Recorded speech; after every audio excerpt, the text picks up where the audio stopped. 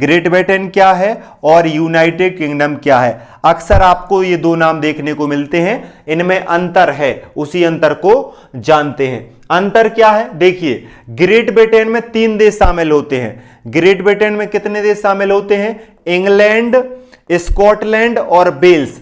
इन तीनों को एक साथ कहा जाता है ग्रेट ब्रिटेन।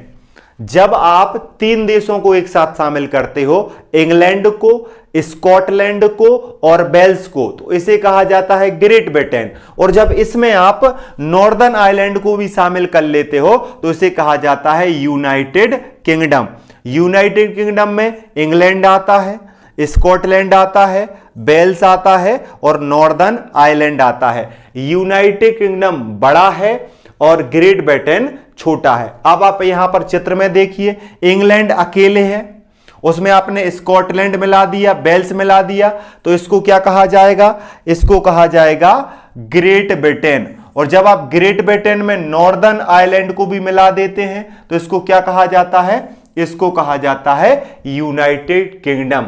अब आपसे कोई पूछे ग्रेट ब्रिटेन में कितने देश हैं? ग्रेट ब्रिटेन में 3 देश हैं। कौन कौन से 3 देश हैं? इंग्लैंड है, स्कॉटलैंड है और वेल्स है। और यूनाइटेड किंगडम में कितने हैं? 4 देश हैं। कौन कौन से? इंग्लैंड है, स्कॉटलैंड है, वेल्स है और नॉर्दर्न आयरलैंड है। आप उसको इस चित्र में भी समझ सकते हो। ये आपको दिख रहा है ग्रेट ब्रिटेन।